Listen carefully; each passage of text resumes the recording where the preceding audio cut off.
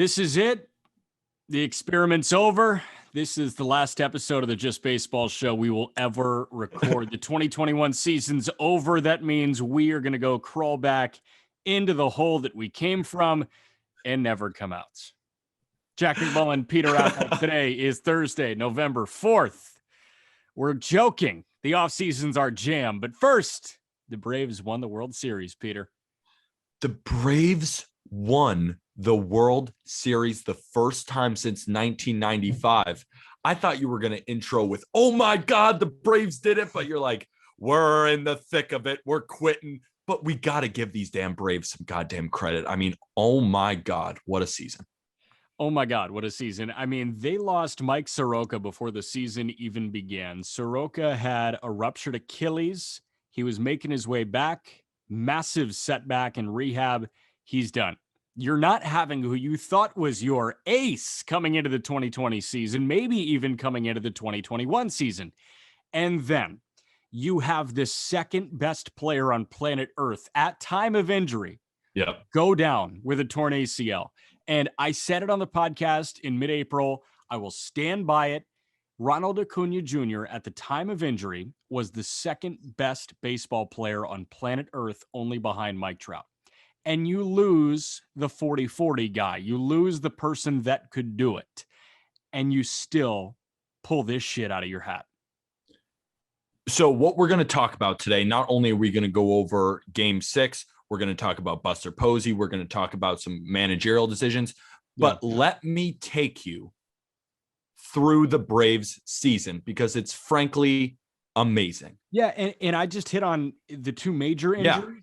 There's a lot more in there. There are a lot of minor things that people forget. It's seriously like you call the downfall of Ronald Acuna, Mike Soroka, and that's absolutely correct. But there was so many more little tidbits throughout the season that I just feel the Braves deserve the credit here. Yeah. So April 1st, the Braves opened the season with an 81.5 win projection from Fangraphs and a starting outfield of Marcell Ozuna in left, Christian Pache in center, and Ronald Acuna Jr. in right field. Fast forward 1 month into the season on May 1st. They sit in fourth place at 12-15 with a negative run differential. And at least through the first month, right? I don't even think we really thought it was their season. No, absolutely not. Absolutely not. Fast forward to May 29th. Star outfielder Marcell Ozuna. If you don't know the situation, it's just simply not good. I don't know if he's ever going to play another game in a baseball uniform. Yeah, assault charges for Marcell Ozuna. He did a terrible thing. He's a bad guy. I just don't want to give him like airtime. I just want to be like, he was terrible. Now he's gone. And that happened on May 29th. Cool. Fast forward to June 1st, a couple days later, the Braves are still 2 games under 500 while still maintaining a negative run differential. June 26th, like you said, star pitcher Mike Soroka re-injures his Achilles, requiring season-ending surgery. July 1st, the Braves have fallen to third place in the NL East and remain under 500, still under 500 on June 1st at 39-41. Now, July 10th, what looked like to be the worst day in Atlanta sports history, it seemed like. Superstar outfielder Ronald Acuna Jr. tore his ACL, requiring season-ending surgery as well. At the time, Jack, Ronald Acuna was leading the National League in WAR. So when you were saying he was the second best player, maybe behind Mike Trout at the time. Trout was hurt. So then he was the best player in baseball. Yeah. Or at least 2. There was no argument. I mean, can you find a World Series team that lost their leader in WAR midway through and then won the World Series? Can you think of one? No. Does that team exist? It's because they don't exist. Wow. That has never happened before in the history of Major League Baseball. Damn. July 13th, 3 days later. This is the low point. The Braves have a 0.3% chance of winning the World Series. 2 days later, the Braves acquire Jock Peterson. On July 30th, the Braves were 51-54 and in third place in the NL East. As the trade deadline approached, they added Jorge Soler, Eddie Rosario, and Adam Duvall, along with relief pitcher Richard Rodriguez. from July 30th to August 31st, the Braves go 19-8 and slingshot themselves into first place in the division. Then they make the playoffs with an 88-win team. They were underdogs in every single series, yet they beat the 95-win Brewers, who I think everyone thought had the best starting pitching in baseball. Yeah. Then they go beat the 106-win Los Angeles Dodgers, who we thought was probably the best overall team in the playoffs. Yeah. And then they lose their best pitcher in game one, still an underdog in the series, beat the 95-win Houston Astros, who I think we both agree as well had the best offense in baseball, in 6 games, not a 7th, to win the World Series. Going through their timeline, it's one of the most amazing flights to a championship I've seen in our sport in my 23 years of living. You know, the haters were out in full force, right? Like the Braves haters existed at every juncture in this 2021 season. When Soroka went down, season over, right? 81.5. I think Fangraphs uses Pacoda. I mean, Pacoda, people have bones to pick with Pacoda all the time. Very reasonably. They're not right that often. Yeah. Didn't 81.5 with a fully healthy Braves team feel like they were going to soar past that? I mean, if you told me on July 29th, before they went and got all these guys, maybe July 29th isn't the right date. If you told me on opening day that the Braves would have an outfield of Ozuna, Pache, and Acuna, and the lineup that they win the World Series with or the outfield that they win the World Series with is Duvall, Peterson, Rosario, and Jorge Soler, I'd be crazy. Like, how the hell did we get here? Like, that's a monumental collapse. You just be like, you're lying, or like, that's not real. Right. It's just like, wait, that opening day outfield is so much better. And then you're like, wait, Jorge Soler just won World Series MVP. Like, there are so many weird wrinkles to this Braves season that just make zero sense, but it makes all the sense in the world. Because it's funny. And if you think moving into the World Series, just going back to the Jorge Soler part, did we think even he had a chance out of all of the outfielders to win the World Series MVP? He was plus 3,500 according to DraftKings. Think about it. If you had to guess, I mean, you went Rosario. You could have gone with Jocktober. Was Soler, and then Duvall was hitting the crap out of all. Was Soler maybe the 4th option to win MVP in that outfield? Yeah, I mean, how about the guy that was second in the National League in bombs and led the National League in RBIs? Like, that would have been my pick. The other one would have been the guy that stood on his head in the NLCS, which is what I went with. And it's Jorge Soler, who hit under 200 with Kansas City and was a failed project with the Cubs. Yes, he had an AL home run crown to his name with the Royals in 2019, I do believe. But I mean, Eugenio Suarez, I think, has a National League home run crown. Like, the home run crown in a one-off year doesn't mean anything to me. But for Jorge Soler to hit a ball to Venus in game 6, I mean, that thing was mutilated. And the thing was absolutely. Do you hear the just incessant honking outside my window? Yeah, we were in exact opposite places over the last several days. Yes, I am in Manhattan. You are in Corn.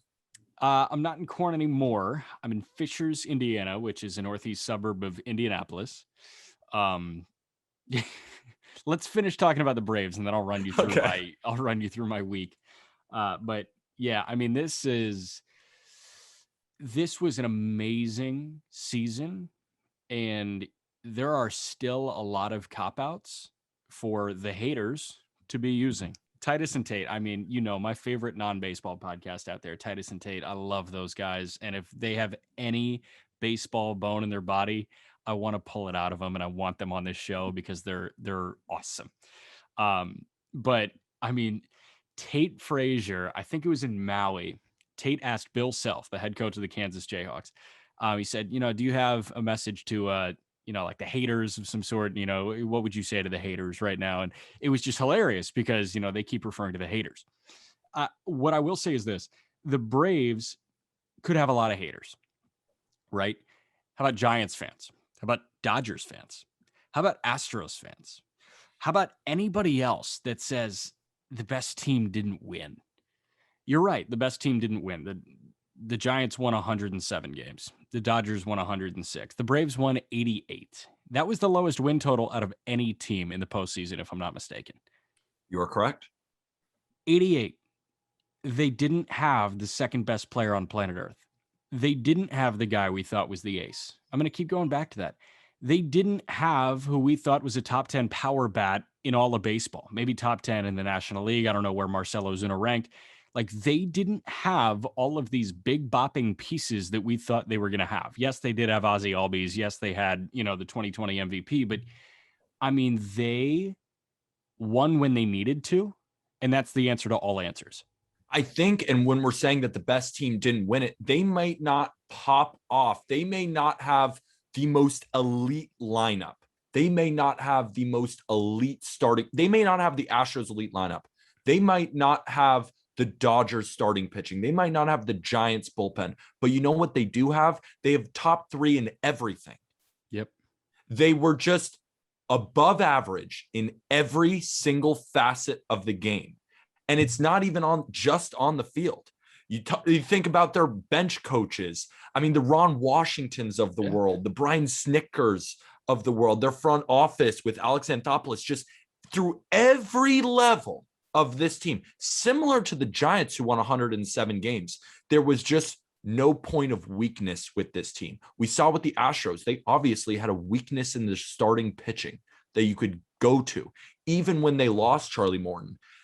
Ian Anderson, Max Fried, even a guy like Kyle Wright.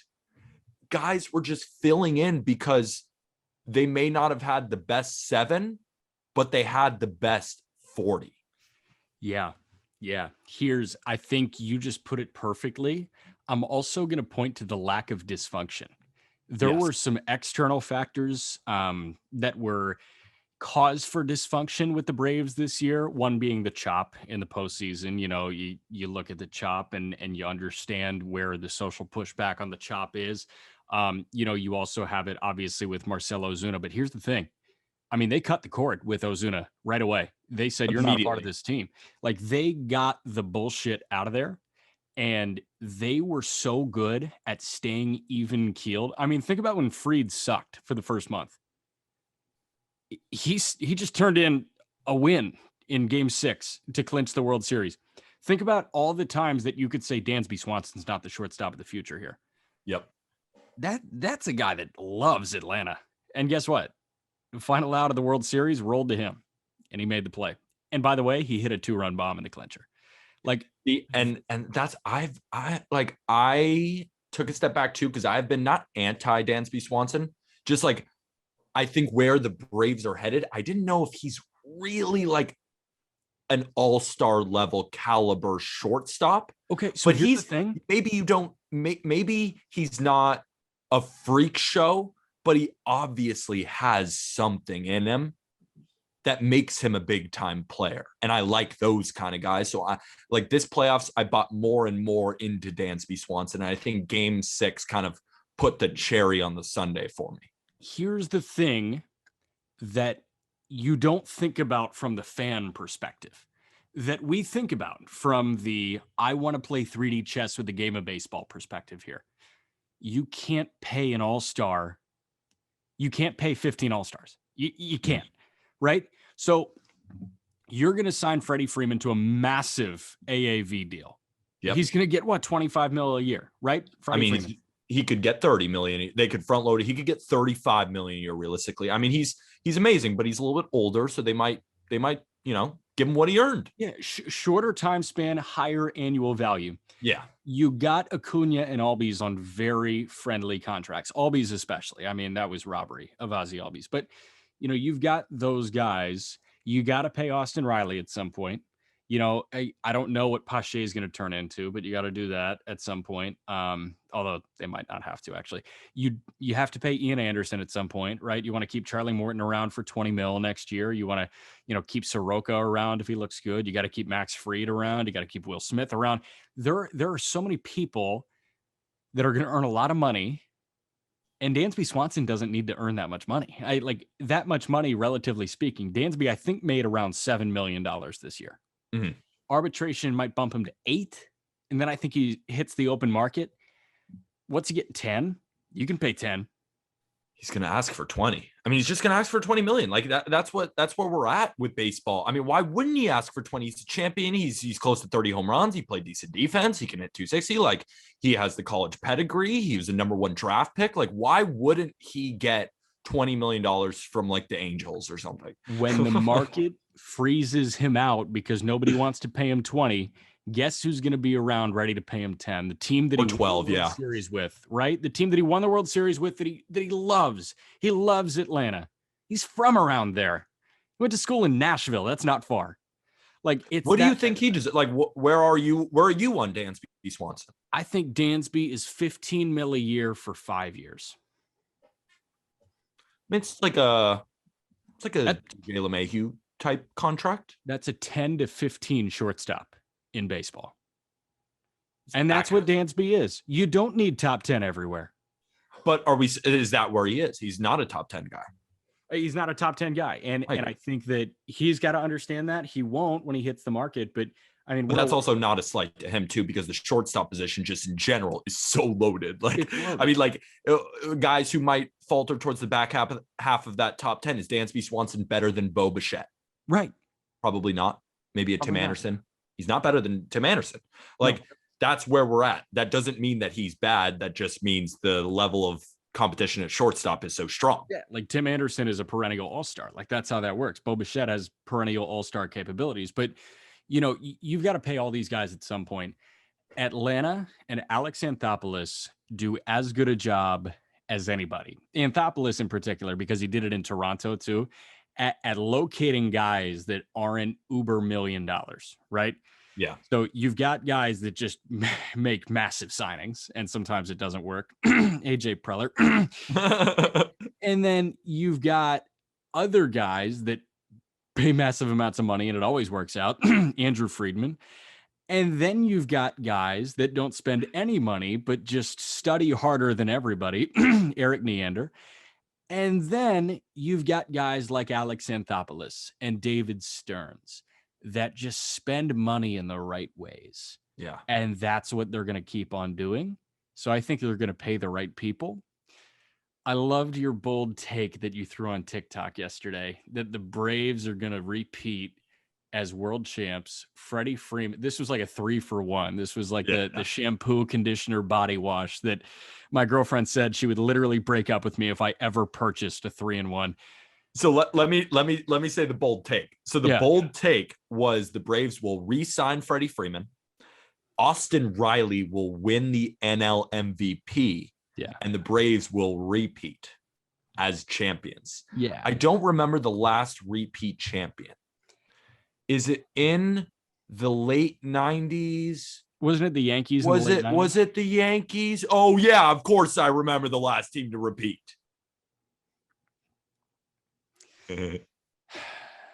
Silence.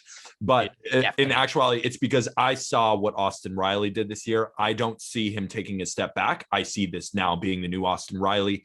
In my opinion, his swing profile, a lot of what he does compares to me, Josh Donaldson. That's the name that comes out. Remember when Josh Donaldson won an MVP not so long ago? Yeah. I think Austin Riley could have where he hits 310, he hits 40 bombs, drives in 110, and then keeps improving on defense like he already has been. Braves get Acuna back, Soroka back.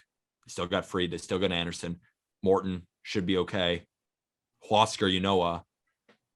This bullpen, what's to say the Braves can't do it again? There's a chance that they lose nobody of impact besides the outfield that they piece together. And if that's the deciding factor between a World Series, then maybe we're brought up on good luck. But I think this Braves team has a little bit extra something there. I don't think it's just because those 4 outfielders. Because, we even look at the World Series. Yeah. Like a guy like Jock, he hit 067 in the World Series. A guy like Adam Duvall hit 208. I mean, it's not like these guys were terrible. It's not like they were holes. But, We'll see. I just really like the Braves next year. And that's where that take kind of came from. And I don't know. What do you think about the Austin Riley? What do you think about that? Well, before we dive into that, I just sneezed, but I put myself on mute because I'm a respectful guy. See, I didn't even see that. Yeah, just wanted to credit myself for that. I think that's a fair take. Here's what I brought up to you, and we're going to dive into a lot of your hot takes. I'm going to dive into some of my hot takes on what's to come in the 2022 season. We'll start to get into that actually tomorrow's episode. Yes, sir. But I'm going to go one by one because I think one of those things is going to happen. Okay. I think Freddie Freeman's going to get re-signed. Absolutely. The reason I don't think Austin Riley is going to win MVP, even though I think he can put up like Josh Donaldson best year type numbers, is because I don't think that type of player wins an MVP anymore because there are guys that do more than that. How quickly the game has changed is astonishing. I think I brought it up. There were 28 guys that threw 200 plus innings in 2015. There were 4 guys that threw 200 plus innings in 2021. This game is changing quicker than any other sport. It may be in the history of sports. The NBA and their 3-point craze is the closest thing, but that was slow. That was a slow burn. Dude, we see it in the World Series. Small ball is done. The team that won the World Series was the Atlanta Braves, who had 11 home runs versus the Astros 2. What we also saw was the beginning of the 4-inning starter. Yes. Max Fried, I think he had the longest start in the World Series at 6 innings. Yep. The longest. That's a quality start. That's the requirement. 6 innings. That shouldn't be a long start for a playoff ace. Nope. But yet it is now. So we're seeing the game change almost throughout the playoffs. And the Braves, I mean, you can't fault them. You can't fault these teams for playing the matchups. I mean, we saw the stats. We heard Joe Buck and John Smoltz saying 3rd time through the order, this team hits 380 versus 227. 2nd time, why wouldn't you throw in the reliever? But in the new collective bargaining agreement, I really want to see them make sure that these starters go longer than 6, because if we have more games that start at 8 and end at midnight with 7 different pitching changes and a new matchup every inning, like it becomes a game that becomes unwatchable to a lot of people. Yeah. I wholeheartedly agree with you. With the fabric of the game changing like that, the starting pitcher being extinct in the postseason. And there are a lot of very credible people that think that that's actually going to change in 2022. And they thought 2021 was just an anomaly because it was coming off of the shortened season, which I hear that. I also think that the game has fundamentally changed. What I was saying is I don't think that the Josh Donaldson type, the Austin Riley type, is a good enough superstar player to win an MVP anymore. Jose Abreu felt like a massive outlier last year. I mean, he's 2020, 60-game season, and you can make the argument that he shouldn't have even won it. Right, exactly. Like, here's the thing. And we threw out Jose Ramirez probably should have won it that year. Right? Like, whatever. We played...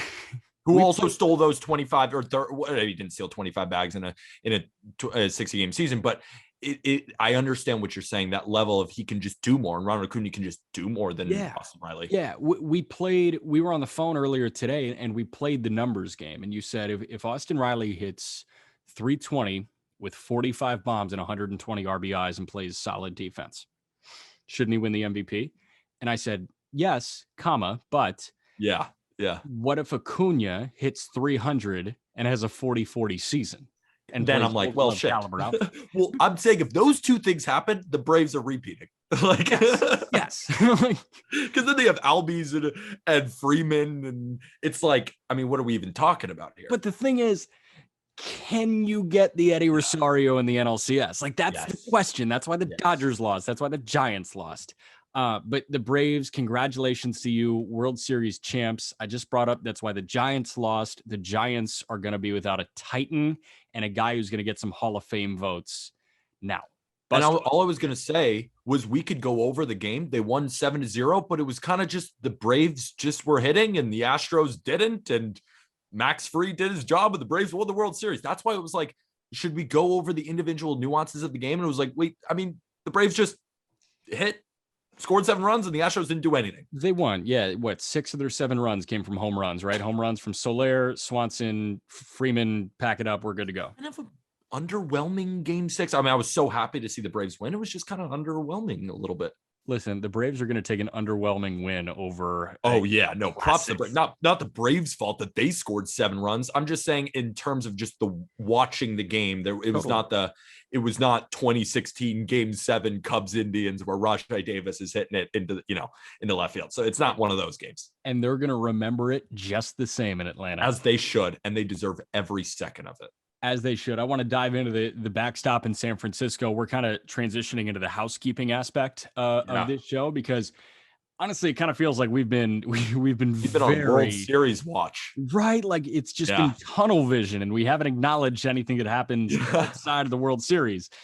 So now we are getting out and saying, "Oh, that flew by about 20 minutes ago." I'm kind of excited to do that. Like, I love reporting on the World Series. I love following every single second of it, but I love covering the entire league, going through every other team's positions.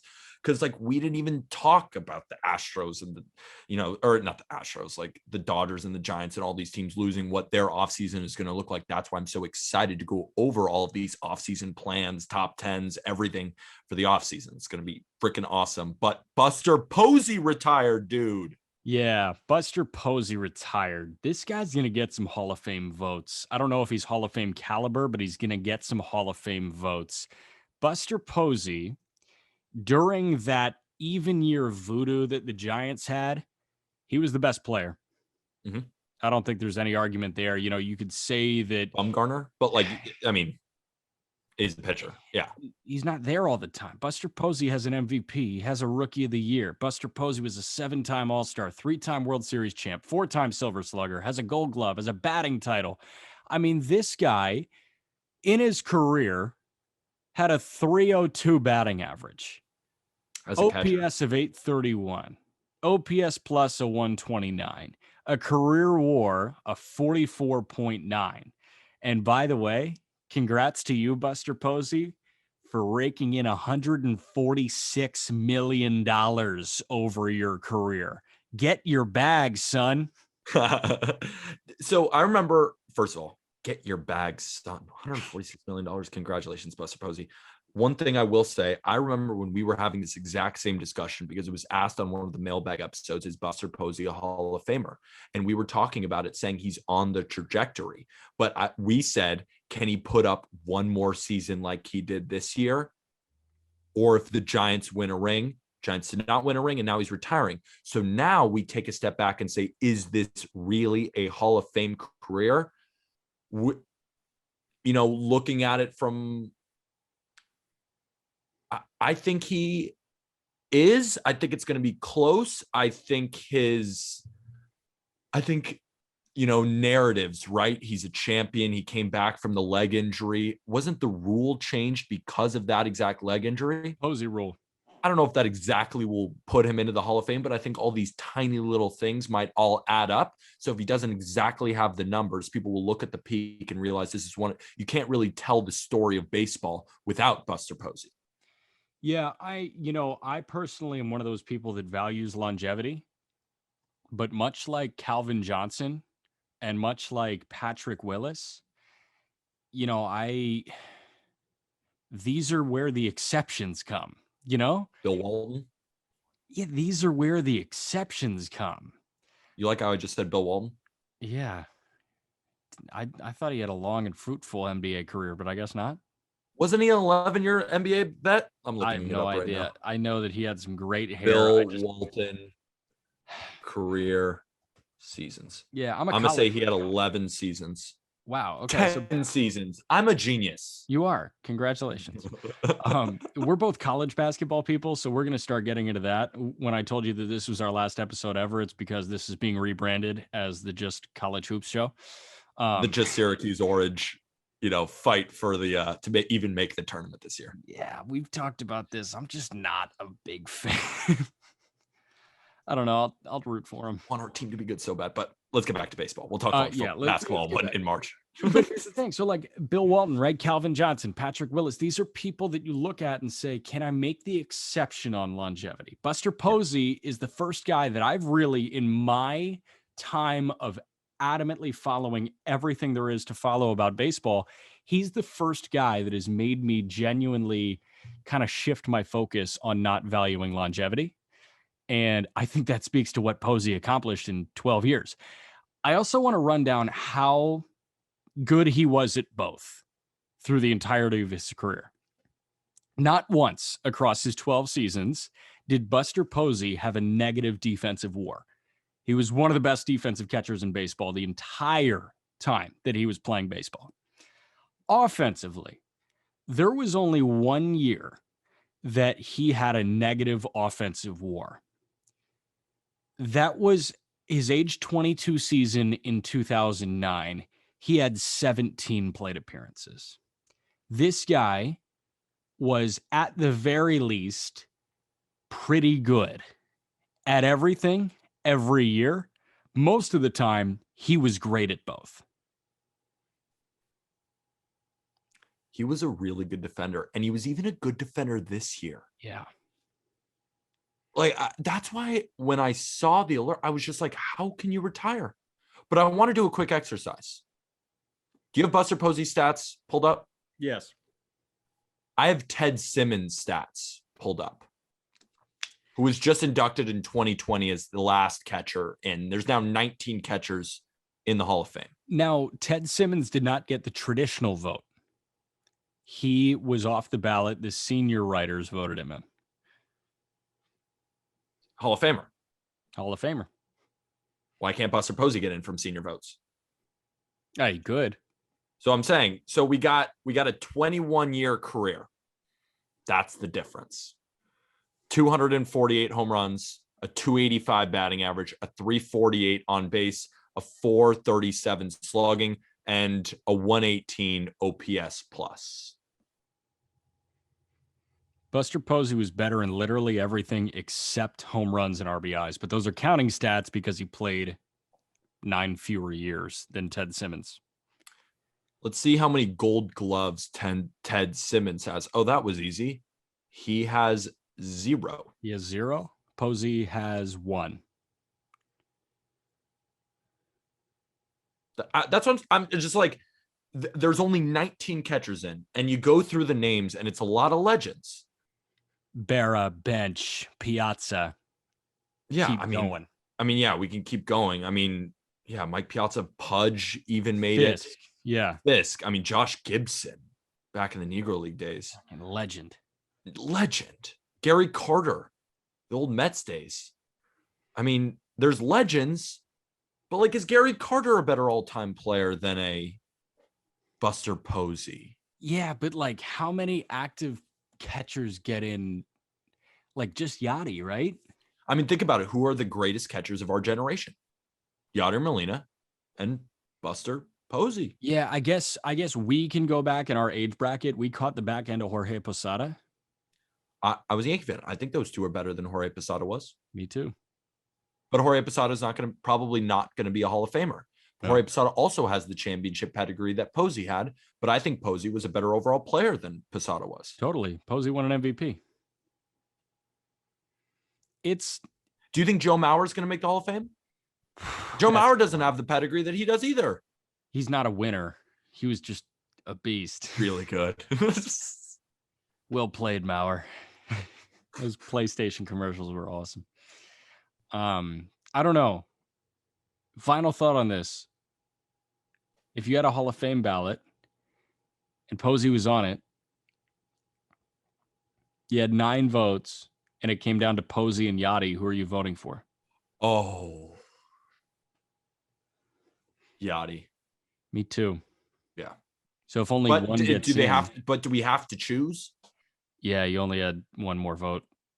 In this hypothetical? Or you could be the guy that just mails in an empty ballot every time and he screwed Griffey. Yeah, what a dick. What a dick. Yachty.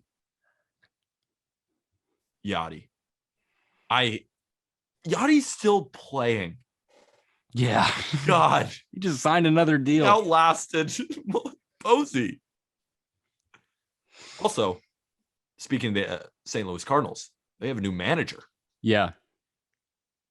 Oliver Marmol, 35-year-old bench coach.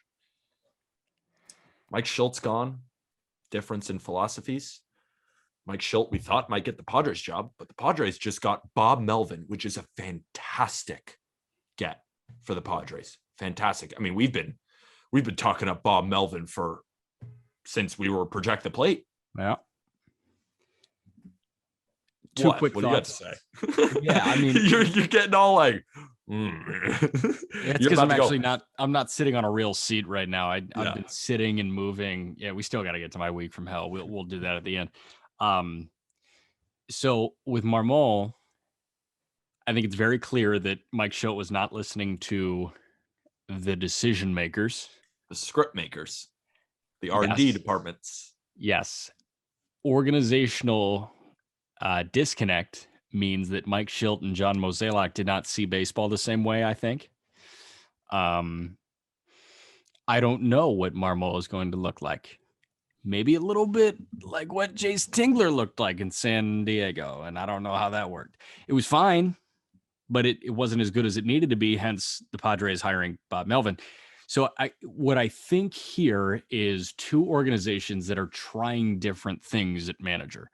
That's where my mind goes, right? So the Cardinals had that traditional players coach guy, like who is a full-blown manager. Yeah. Mike Schultz. He learned how to manage. With Marmol, did he really learn how to manage? We don't know. What's he going to be? We don't know.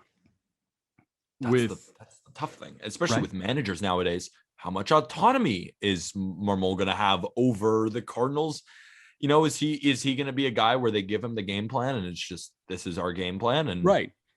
And then my mind goes to San Diego, and like that scenario is totally different. So what Marmol will likely deal with is what Tingler was just dealing with. And that obviously didn't work. So maybe the Padres are saying, well, we just tried that. If that doesn't work, like let's go back to I learned how to manage Bob Melvin, right? It felt like Bob Melvin learned how to manage, and it felt like he was the manager. He was the decision maker in Oakland, and it was working really freaking well. So I think the Padres are in a better spot in the Cards right now.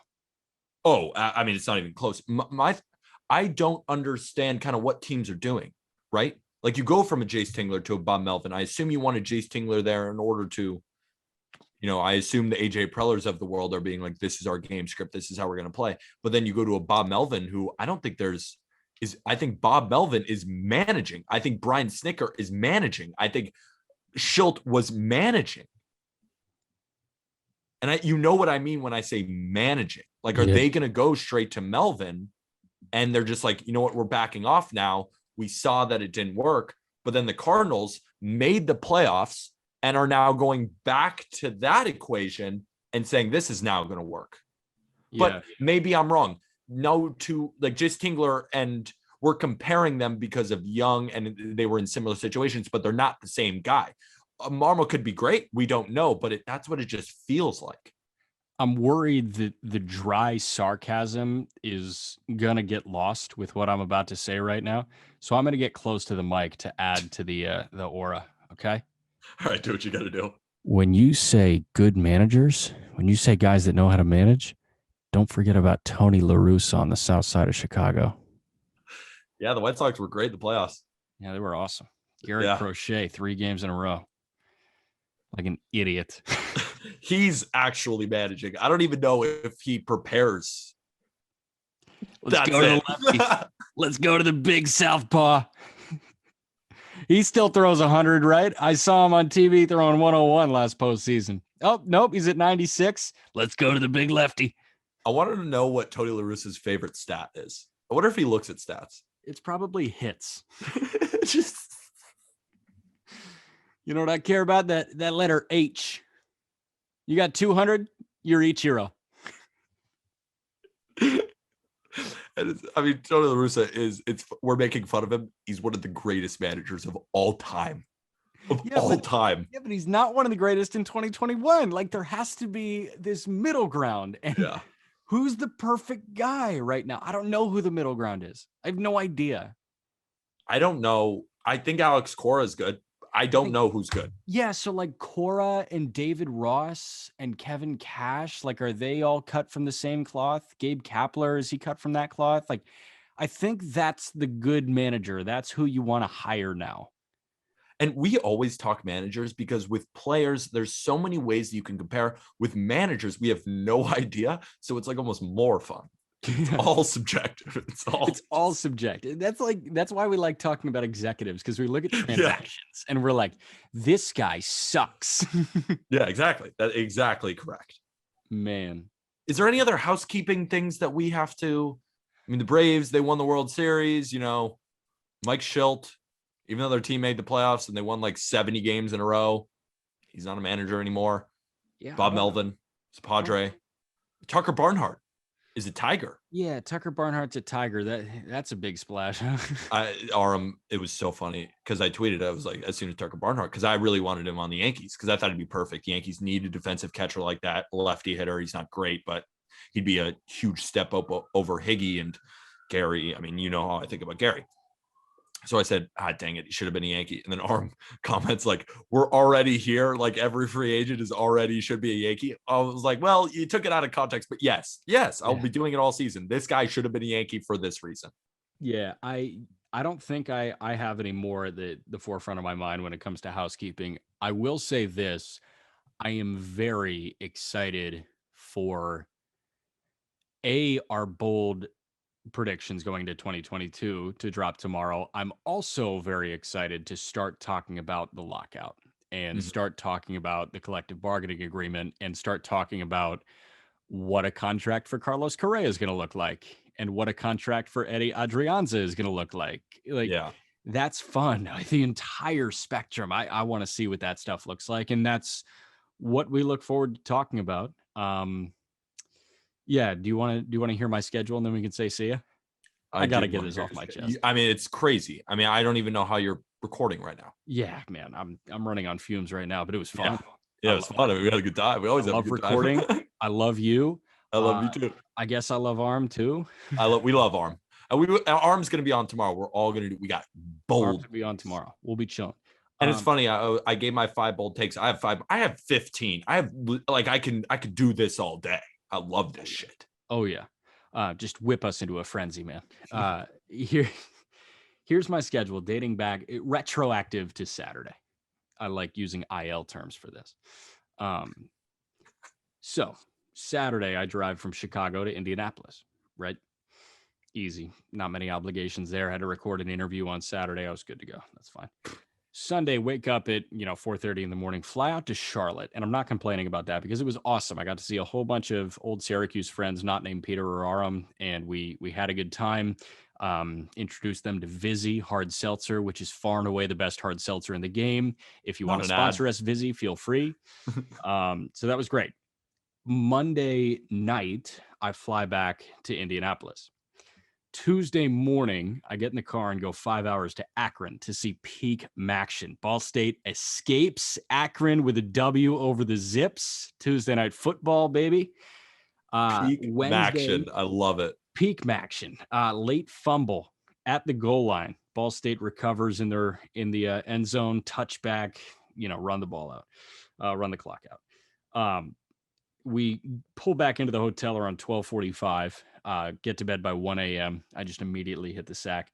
Wake up at 7 on Wednesday morning, drive the 5 hours back to Muncie, Indiana, and call a Ball State women's exhibition game against Oakland City. Yeah, Oakland City University. The Mighty Oaks in Oakland City, Indiana. And that was Dame Lillard from Oakland City, Indiana. No, he's not. Not from Oakland, Michigan either. He's from a different Oakland. No, but when you asked me, you're like, guess where Oakland City is? And I was like, Dame Lillard's from Oakland, California. So big win. Like I'm talking like near 100-point win. So that takes us to Wednesday, which is when we're recording. Tomorrow, Thursday, I drive back to Chicago, which is 3 hours. Friday, I get on a plane to go to Athens, Georgia with my girlfriend to go see her younger sister and go see Georgia play Missouri on Saturday. That's fire. Saturday, not traveling. It's going to be great. Georgia's going to blow them out, right? Blow them out. Georgia's the best team in the country? Oh, far and away. Far better than Alabama still? This defense, dude, I mean, this defense is almost giving up half the points that the next best defense in the country is giving up. Kirby Smart knows what he's doing there.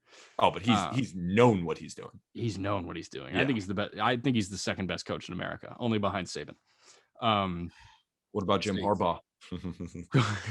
Okay. Appointment listening for you people. If you haven't heard Colin Cowherd talking to Jim Harbaugh, it's Harbaugh so funny, dude. Job, it's hilarious. I will just tell you this.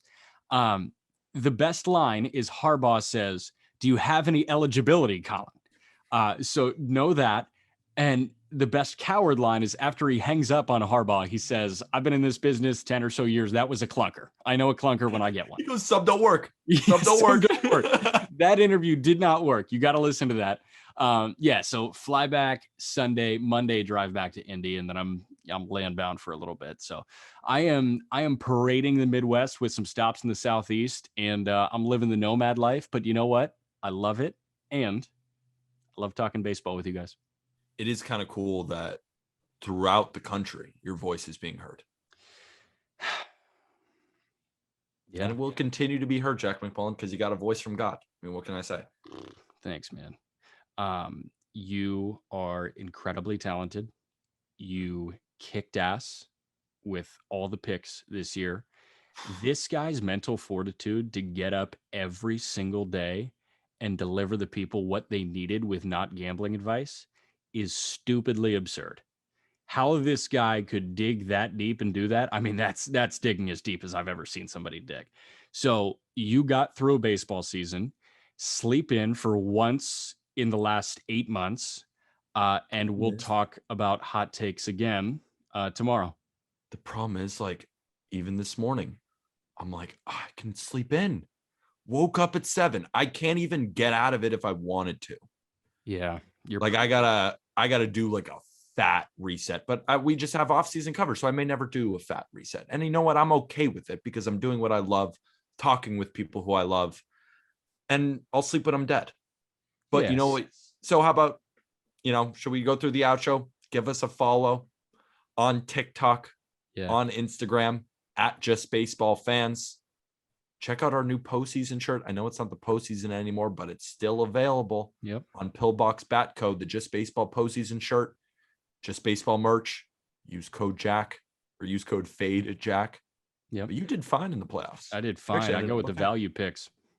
You go with the value picks. Check us out on Twitch at Just Baseball Fans. Check us out on Discord. Everything can be found in the description of this show. Also, subscribe to our podcast so you get all of our off-season coverage right when we record. Got one more thing. The 2021 season is over, dude. It's over. It's over. I've got one more thing non-baseball related that we got to plug. Just Gridiron Fans is going dumb right now. Nuclear. Going a little stupid. It's going a little dummy. It's going a little dummy. And here's the deal. Peter is giving you NFL picks Thursday night, Monday night. He's also giving you several every Sunday. I'm giving you college football previews. I might start doing Maction previews. The people might need it. They might need to be filled in on Drew Plitt's passer efficiency for Ball State football. I'm even looking at the bold takes, like just on videos that have no relation to college football, anything. And it's like, where's the Maction? Like, I think people are getting into the Maction. Yeah. People love as they Maction. should. Yeah. I think it's funny. Listen, I work for Ball State. You guys need to join the Ball State bandwagon. Like, just baseball fans. Yeah, no, the Just Baseball crowd needs to be Ball State fans. Like, that's how that should work. Okay? I'm in. Right. Who's the best player in Ball State? Say your thing. Thank you, everybody.